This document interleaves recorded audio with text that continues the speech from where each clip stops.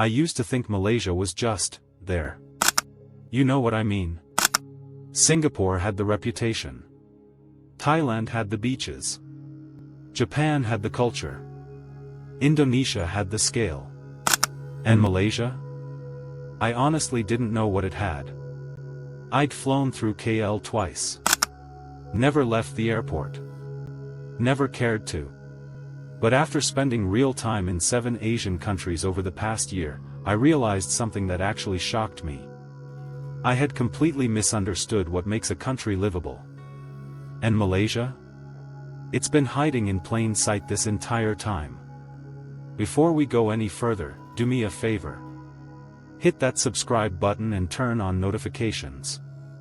I'm breaking down real insights like this every week, and you don't want to miss what's coming. Alright. Let's get into it. 1. Malaysia is affordable in ways that actually matter. Here's what I didn't understand before. Affordability isn't just about cheap street food or low rent. It's about whether your money lets you live with dignity. In Malaysia, a decent apartment in Kuala Lumpur costs around 1,500 to 2,500 ringgit a month. That's roughly $350 to $600. You get space. You get modern amenities. You're not cramped into a shoebox. Compare that to Bangkok, where similar quality pushes $700 to $1,000 in livable areas. Or Singapore, where you're dropping $2,000 minimum for a studio that feels like a hallway. But here's the part that hit me. Healthcare in Malaysia is shockingly good and shockingly cheap. A private hospital consultation? Around 80 ringgit. That's $18. An MRI scan costs what a dinner bill would in New York. I met someone who had surgery there. Full private care. English-speaking doctors. Total cost? Less than a used car.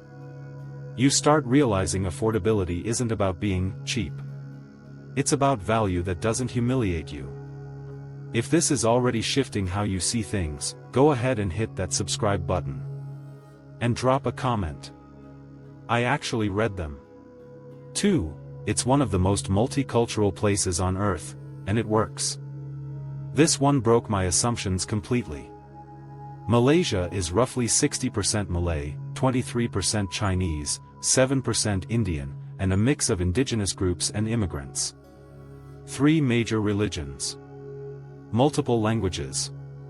Different food, festivals, customs. And somehow, it just works.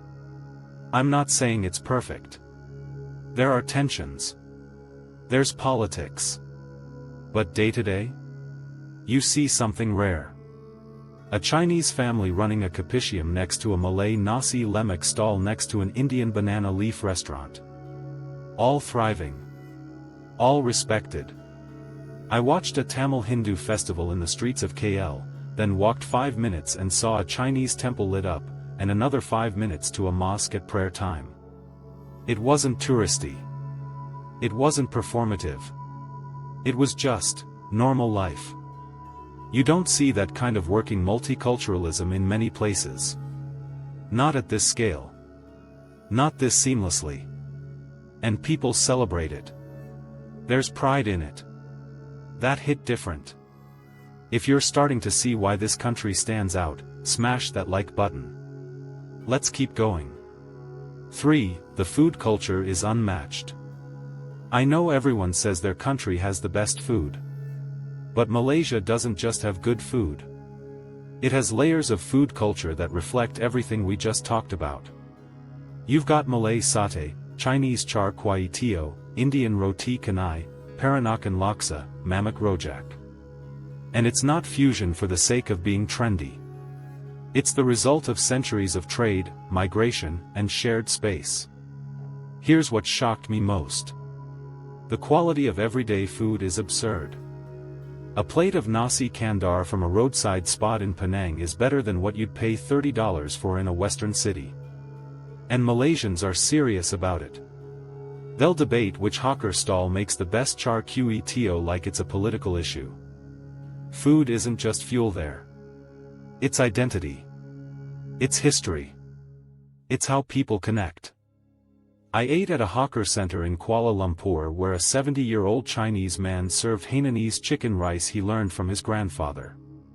The pride in his eyes when I asked about the recipe? That's not something you can fake. If you haven't subscribed yet, now's the time. This is the kind of thing I explore every week. Hit that button. For infrastructure that doesn't get enough credit. Let me say something that might sound boring but matters more than you think. Malaysia's infrastructure is really, really good. The highways are clean and well maintained. The public transport in KL, especially the LRT and MRT, is modern, affordable, and efficient. A train ride across the city? 2 ringgit. That's less than 50 cents USD. I took the ERL train from KL Central to the airport. It was faster, cleaner, and cheaper than equivalents in most Western cities. And this isn't just in the capital. Penang has a solid bus system. Johor Bahru is connected to Singapore via multiple causeways. Even smaller cities have decent roads and internet. You don't realize how much this affects quality of life until you've lived somewhere where basic infrastructure is broken. Malaysia just works. And it works without making you feel like you're sacrificing comfort. Let me know in the comments if you've experienced this yourself. And if you're finding value here, hit like. It actually helps. 5. Nature and urban life coexist in rare balance. Here's something I didn't expect. You can be in the heart of Kuala Lumpur, surrounded by skyscrapers, then drive 45 minutes and be in a rainforest. The Cameron Highlands. Taman Negara. Langkawi. Borneo. Malaysia has some of the oldest rainforests on the planet. Biodiversity that rivals anywhere on Earth. But it's not just nature somewhere far away. It's woven into daily life. There are parks in the middle of KL. The Perdana Botanical Garden is massive, green, and free.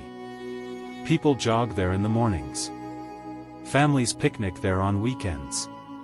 You've got city and jungle within reach of each other. I met someone who worked in KL during the week and spent weekends hiking in Fraser's Hill. That kind of balance is rare. Most countries make you choose. Malaysia doesn't. If this is opening your eyes to something you didn't know before, go ahead and subscribe. Seriously. More of this is coming. 6. It's a gateway, but also a destination.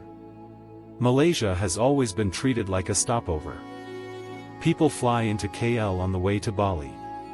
Or they stop in Penang for a day before heading to Thailand. And I was guilty of this too. But here's what I learned. Malaysia is the destination. It just doesn't shout about it. It's not trying to be Japan. It's not trying to be Singapore. It's just doing its own thing, quietly and confidently. You've got islands like Perhentian and Redong with water as clear as the Maldives. You've got Georgetown, a UNESCO World Heritage Site with street art, colonial architecture, and some of the best food in Southeast Asia. You've got Malacca, where you can see the fingerprints of Portuguese, Dutch, British, and Chinese history all in one street. And it's all accessible. You don't need a trust fund to experience it. Malaysia doesn't beg for attention. But once you give it your time, it rewards you in ways you didn't expect. Drop a comment and let me know if you've been. And if not, would you go? 7. There's a quiet dignity in how Malaysia operates. This is the one that ties everything together. And this is the one that hit me emotionally. Malaysia doesn't perform for anyone. It's not trying to prove it's the richest, the fastest growing, or the most world-class. It just exists with confidence. There's no inferiority complex. No desperation to be validated by the West. People are proud of their country, but not in a loud, nationalistic way. It's a quiet pride. A lived pride. I felt it in how people talked about their neighborhoods. How they treated their food. How they moved through their days. There's dignity in that. And after traveling through countries where everything is either hyper-commercialized or struggling to catch up, that quiet self-assurance stood out. Malaysia knows what it is. And it's comfortable with that. That's rare. If this resonates with you, hit that like button. And if you want more honest breakdowns like this, subscribe and turn on notifications. Let's keep building this community. So here's what I learned after 7 countries. Malaysia isn't the loudest. It's not the flashiest. It doesn't have the PR machine of its neighbors. But it has something harder to find. Balance. Affordability without indignity. Multiculturalism that actually functions. Food that reflects centuries of history. Infrastructure that works. Nature that's accessible. And a quiet confidence that doesn't need external validation. I came into this thinking Malaysia was just in between. I left realizing it might be exactly where it needs to be. And maybe, just maybe, the rest of us have been looking in the wrong places. If this video gave you a new perspective, do me 3 favors. 1. Hit that like button. It genuinely helps more people find this. 2. Subscribe to the channel and turn on notifications so you don't miss the next one. And 3. Drop a comment below and let me know where you're watching from. I want to hear your stories, your experiences, your thoughts. This channel only works because of you. Thanks for watching. See you in the next one.